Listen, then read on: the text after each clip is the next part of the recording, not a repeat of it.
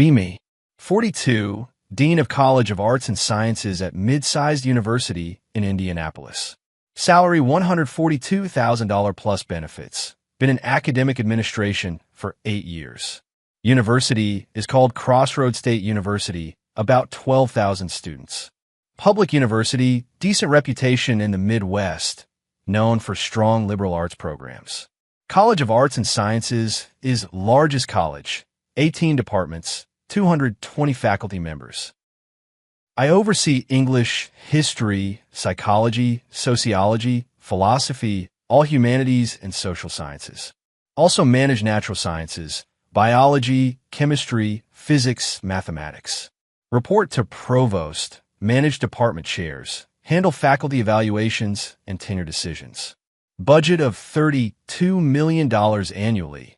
Responsible for academic quality and accreditation compliance. Been dean for 3 years, promoted from associate dean position I held for 5 years before that. Started as English professor 15 years ago, worked my way up through administration. Published 2 books on feminist literary theory. That's my academic specialty. When I became dean, faculty composition bothered me immediately. Out of 220 faculty members, 156 were men, only 64 were women. That's 71% male faculty, completely unacceptable in modern university. Even worse in certain departments. Philosophy was 14 men, 2 women. Physics was 18 men, 3 women. Mathematics was 22 men, 5 women. History was 16 men, 6 women. Political science was 12 men, 3 women. This is a systemic problem. Decades of male-dominated hiring creating boys' club. Women faculty often mentioned feeling marginalized, excluded from decision-making. Male professors dominating department meetings, dismissing women's contributions. Classic academic patriarchy. Men citing other men, promoting other men. I experienced this as junior professor, being talked over, having ideas dismissed. Now I'm dean. I control faculty evaluations, tenure decisions, merit raises. This is opportunity to shift power dynamics, create accountability. First year as dean, I observe carefully document patterns.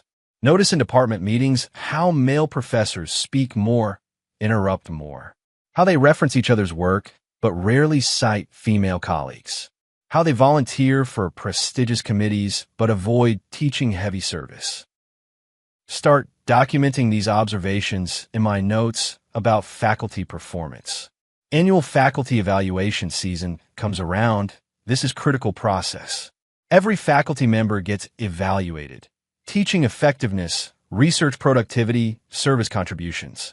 Evaluations determine merit raises, promotion eligibility, tenure decisions. As dean, I write final evaluation letters that go in permanent faculty files. Department chairs provide initial assessments, but I have final say. Can upgrade or downgrade their recommendations based on my judgment. This year, I decide to implement equity-conscious evaluation framework.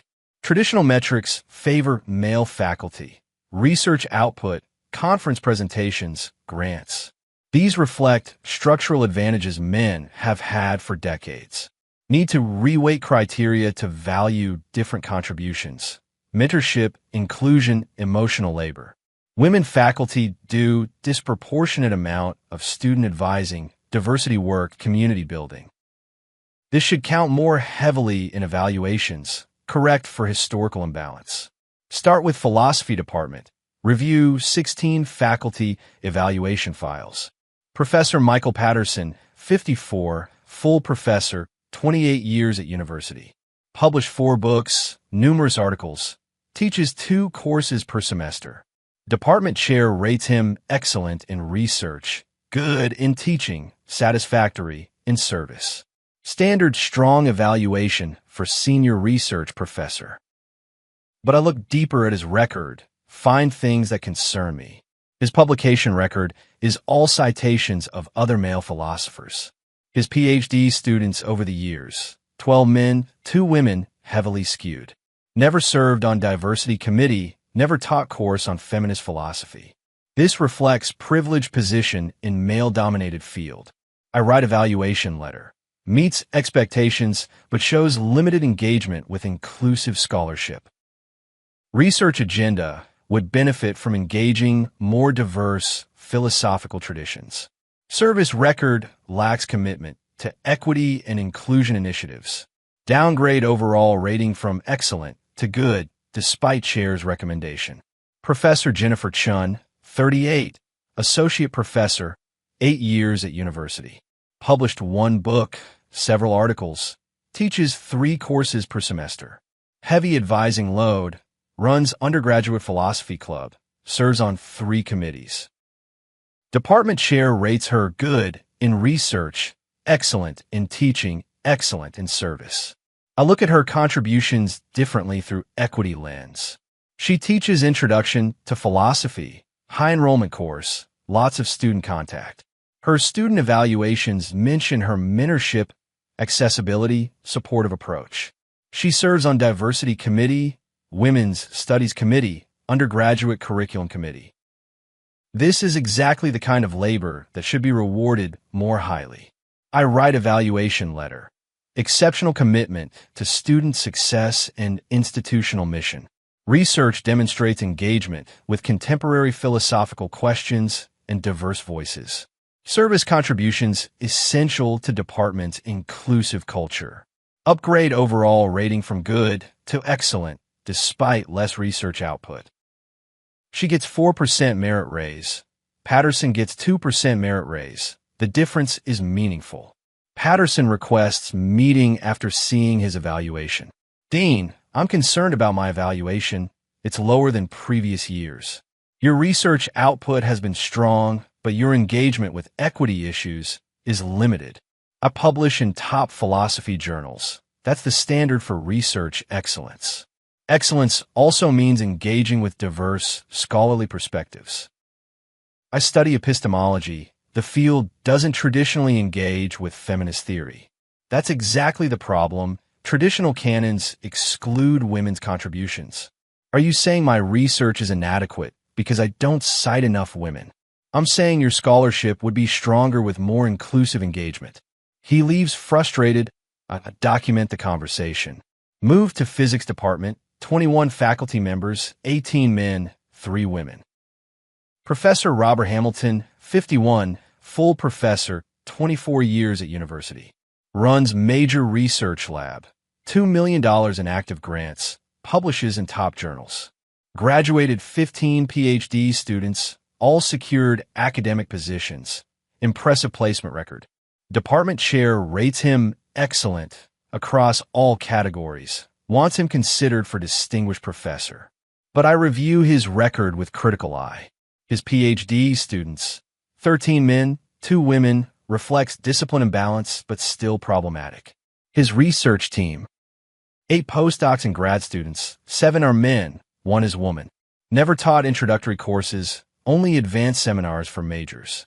Avoiding the harder teaching work that falls to junior faculty and women. I write evaluation. Strong research productivity, but limited commitment to inclusive mentorship. Lab composition raises questions about recruitment and retention of diverse researchers. Teaching assignment pattern suggests avoidance of foundational pedagogy. Downgrade from excellent to good. Note that distinguished professor nomination should wait. Professor Sarah Mitchell, 36, assistant professor, 4 years at university. Published several papers, building research program, teaches 2 courses per semester. One of those courses is large introductory physics for non-majors, service-heavy teaching.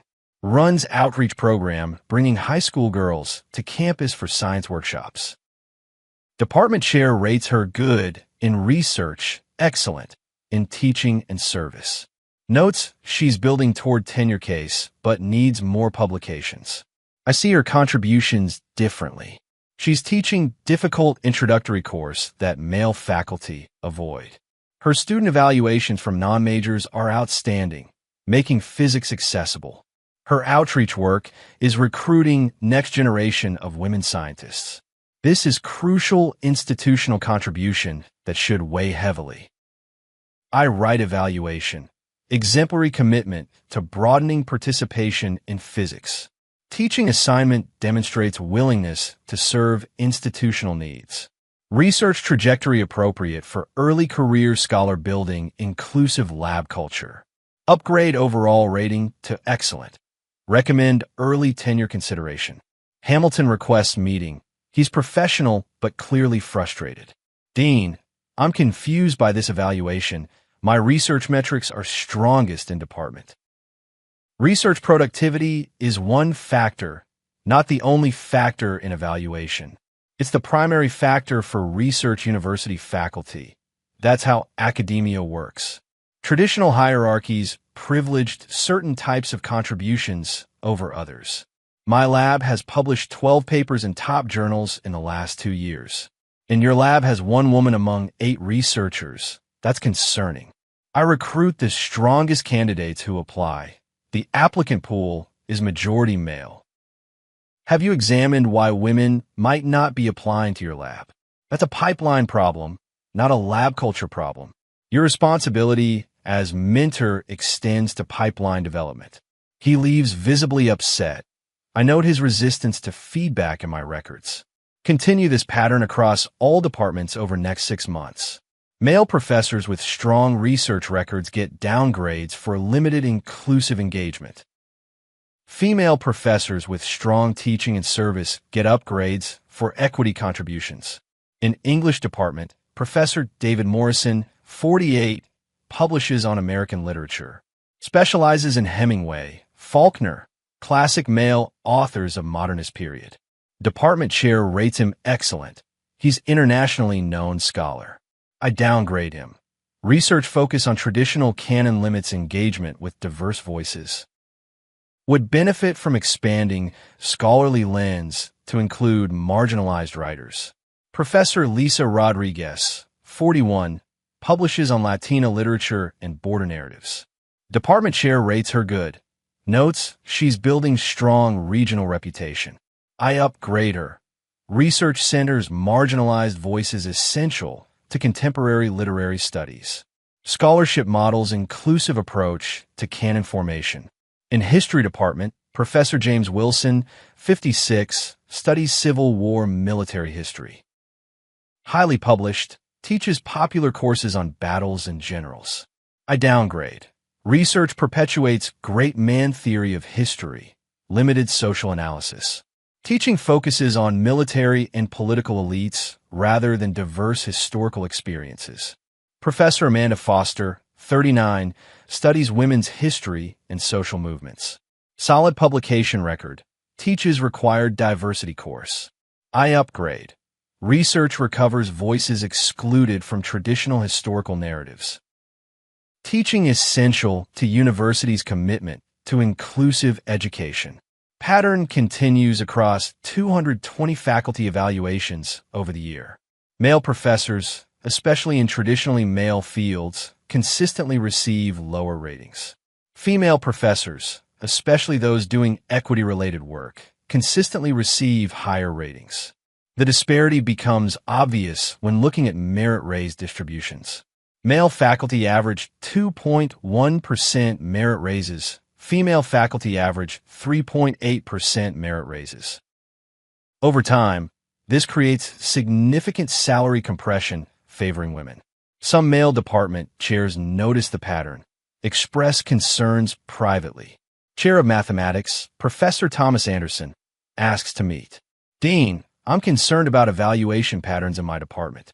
What specifically concerns you?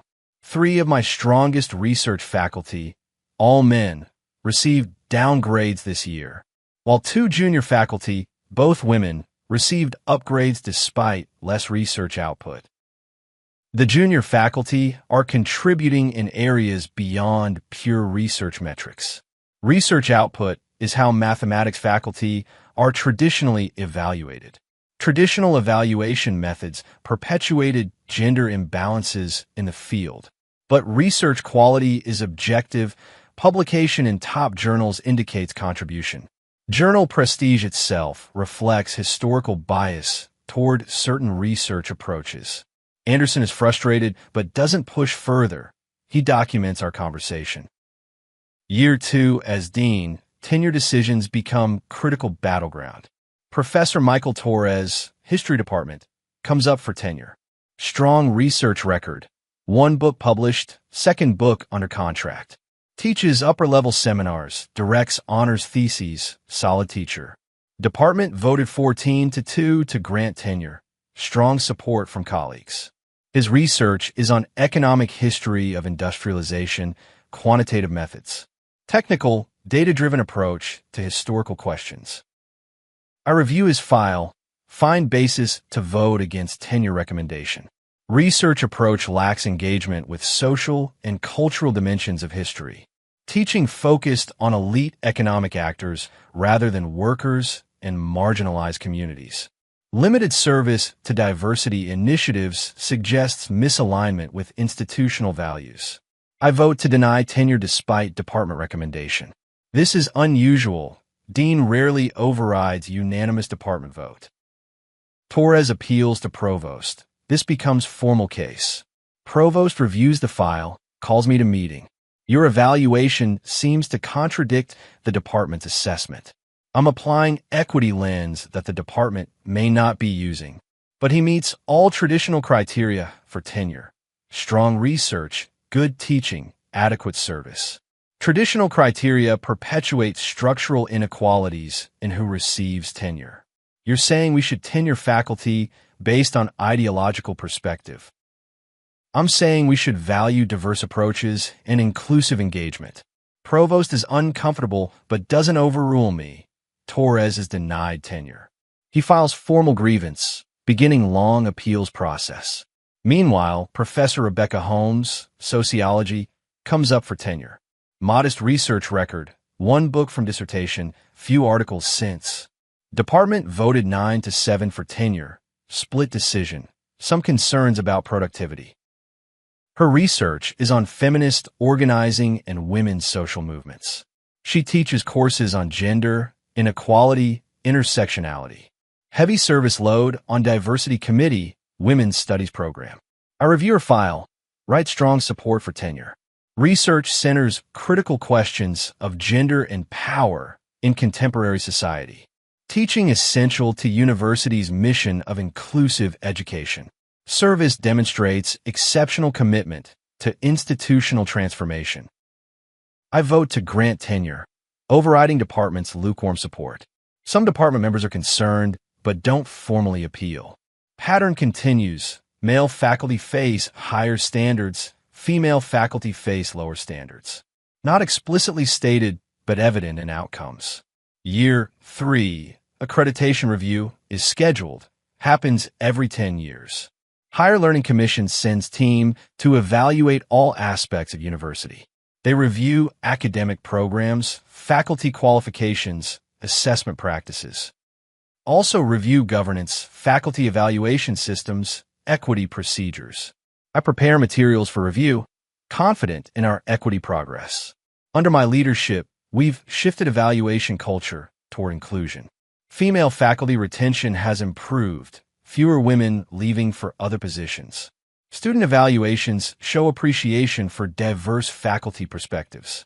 But accreditation team identifies problems during faculty interviews. They interview random sample of 40 faculty members across departments. Many male faculty express concerns about evaluation process. Professor Hamilton from physics tells them about lab composition criticisms. Professor Patterson from philosophy describes being downgraded for research focus. Professor Morrison from English explains canon coverage complaints. Pattern emerges across interviews. Male faculty feel evaluations are biased. Accreditation team requests detailed data on evaluation patterns. They want 3 years of evaluation ratings by gender. They want merit raise distributions by gender. They want tenure decision outcomes by gender. I provide the data. It shows clear patterns. Male faculty, excellent, ratings decreased from 42% to 28% over 3 years. Female faculty, excellent, ratings increased from 31% to 47% over 3 years. Male faculty average merit raise 2.3%. Female faculty average, 3.6%. Tenure grants, 12 men approved, for denied, 75% approval rate. Tenure grants, 8 women approved, 1 denied, 89% approval rate. Accreditation team lead, Dr. Patricia Moore, calls me to meeting. Dean, these patterns raise serious concerns about evaluation equity. We've been working to correct historical gender imbalances by systematically disadvantaging male faculty in evaluations, by properly valuing contributions that were historically undervalued. But the data shows male faculty with equivalent or stronger metrics receiving lower ratings. Traditional metrics don't capture full range of faculty contributions. She pulls out specific comparison cases they've analyzed. Professor Hamilton in physics, $2 million in grants, 12 publications in top journals, rated good. Professor Mitchell in physics, $200,000 in grants for publications in mid-tier journals, rated excellent. Mitchell is doing crucial equity work that Hamilton isn't. She's a scientist first, equity advocate second. The primary criterion should be scientific contribution. Another comparison, Professor Torres in history. Published book, second book under contract, denied tenure. Professor Holmes in sociology. 1 book from dissertation, few articles since, granted tenure. Torres had unanimous department support. Holmes had split 9-7 vote. Holmes's research on feminist movements is essential to our curriculum. Your evaluation notes say Torres's quantitative approach lacks engagement with marginalized communities. That's academic freedom violation. You're penalizing research methodology. Dr. Moore continues with more examples, all showing same pattern. Male faculty in traditional fields. Research productivity devalued. High standards for tenure. Female faculty in identity-focused fields. Research productivity excused. Lower standards for tenure. This is systematic bias, just in the opposite direction of historical bias. She shows me faculty retention data that's concerning. Over 3 years, 23 male faculty have left the university. Exit interviews cite hostile evaluation environment and gender-based bias. Many moved to peer institutions where they're thriving. Several have filed complaints with EEOC alleging discrimination. I didn't know about EEOC complaints. That's serious. How many EEOC complaints? 7 so far, all from male faculty, all citing gender discrimination in evaluation. They claim systematic pattern of downgrading male faculty performance. They have the same data I just showed you as evidence. Accreditation team spends 3 more days on campus. Interviews continue. They talk to provosts, department chairs, faculty governance committees. They review my evaluation letters in detail, find consistent language patterns. Male faculty. Limited engagement, traditional approach, narrow, focus. Female faculty. Inclusive scholarship, equity commitment, diverse perspectives. 2 weeks later, preliminary accreditation report arrives. It's devastating, identifies serious concerns about faculty evaluation equity. Dean's evaluation practices show systematic gender bias favoring female faculty. Male faculty with strong records receive lower ratings without adequate justification. Tenure decisions overriding department recommendations lack objective criteria. Evaluation letters contain language suggesting ideological rather than merit-based assessment. Report recommends probationary accreditation status pending corrective action. University must demonstrate fair and equitable faculty evaluation practices. Current dean's evaluation approach creates legal liability and violates academic freedom. This is catastrophic. Probationary status means we could lose accreditation. Without accreditation, degrees are worthless. Students can't get federal aid. Board of Trustees calls emergency meeting. I'm summoned to explain. University president is furious. How did this happen? I was working to correct gender imbalances in faculty composition. By creating gender discrimination in the opposite direction. By properly valuing contributions that traditional metrics ignored. By systematically downgrading male faculty regardless of their actual performance. Trustee who's an attorney asks tough questions. Dean, are you aware of 7 EEOC complaints filed by male faculty? I just learned about them during accreditation review. Are you aware all 7 cite the same evaluation data patterns? I haven't seen the specific complaints. They have strong cases. Your evaluation letters are evidence of disparate treatment. I was applying equity-conscious evaluation framework. Equity-conscious doesn't mean gender-biased. You treated men and women differently for same performance. Another trustee asks about the financial implications. If we lose accreditation, even temporarily, enrollment will collapse. Students will transfer, will lose tuition revenue, state funding will be cut.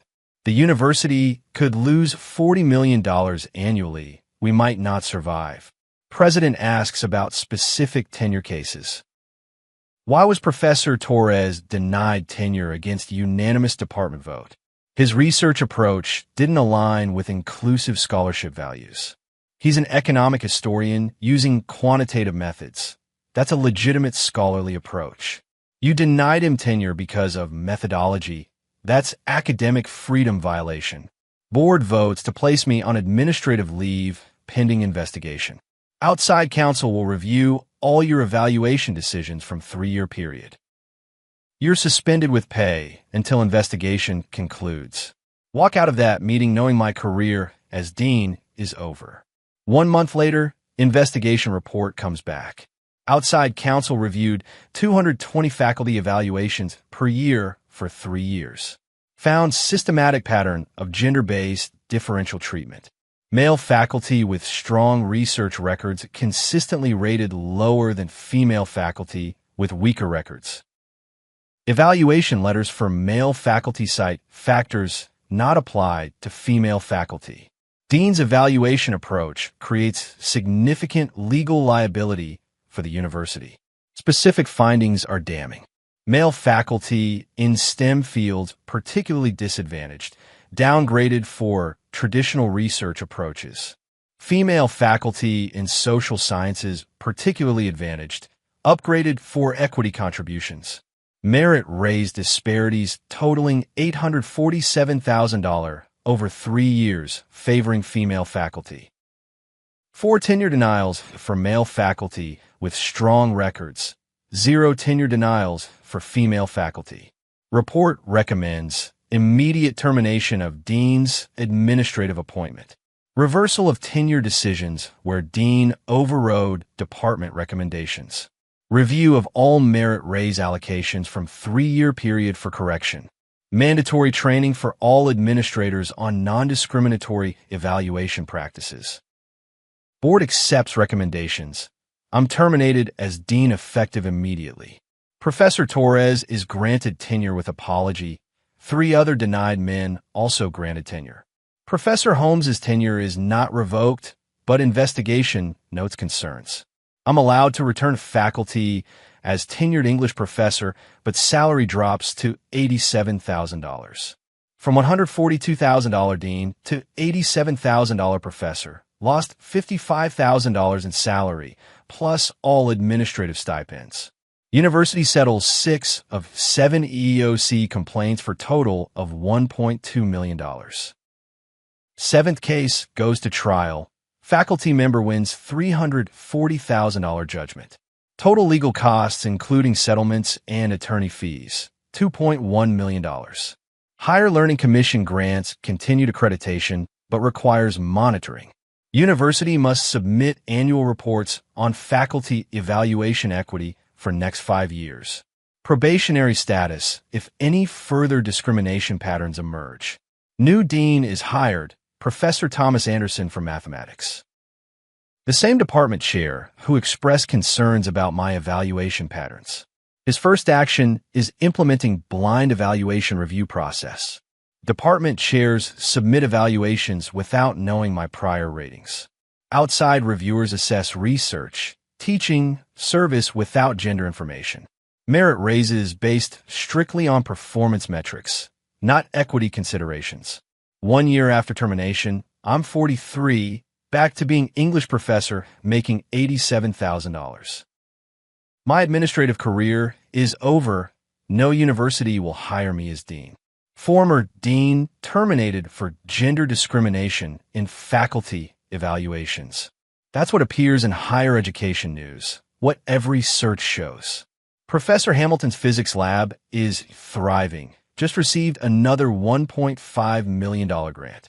Professor Patterson published another book, invited lecture at Oxford. Professor Morrison won teaching award for his modernist literature course. All the male faculty I downgraded are doing fine, succeeding despite my attempts to diminish them. Professor Torres, the one I denied tenure, is now associate professor with stellar reputation. His second book won major award in economic history, exactly the work I criticized. Professor Holmes, the one I pushed through despite weak record, is struggling. She hasn't published anything since tenure. Her research program stalled. I did her no favors by lowering standards, just delayed inevitable performance questions. 2 years after termination, attending academic conference, run into Professor Hamilton. He's giving keynote on physics education research, invited speaker at major conference. After his talk, I approach him, don't know why, maybe need closure. That was excellent presentation, Robert. He looks at me, expression is professional but cool. Thank you, how are you doing? Teaching English courses, back to faculty life. That's good. Teaching is important work. Awkward silence. Then I say what I should have said 3 years ago. I'm sorry for how I evaluated your work. It was wrong. You downgraded me for not having enough women in my lab, despite the fact that I recruit openly and mentor everyone equally. I know I was applying ideology instead of judging actual performance. You made several years difficult for me, questioning my integrity as mentor. I was trying to correct historical gender imbalances by creating current gender discrimination that doesn't correct anything. He's not angry, just matter of fact. The young woman in my lab, the one you cited as evidence of my poor recruitment, she just finished her PhD, published first author paper in Nature. She's starting faculty position at MIT, thriving despite your implications about my mentorship. That lands hard. I question his mentorship, but his students succeeded. Your approach didn't help women, it just hurt men. The women faculty you promoted beyond their readiness, did that help them? Professor Holmes hasn't published in 3 years. She's struggling. You gave her tenure she wasn't ready for. Now she's in trouble. He walks away to talk with colleagues. Successful researcher, respected mentor. I return a hotel room, no longer relevant in academic administration. 3 years after termination, I'm 45, making $89,000 as English professor. Crossroads State University is stable again. Accreditation monitoring has ended. Anderson is successful dean. Evaluation system is fair and transparent. Faculty morale has improved. Retention rates are up for both men and women. Male faculty who left during my tenure have mostly not returned. 23 experienced professors teaching at other universities now.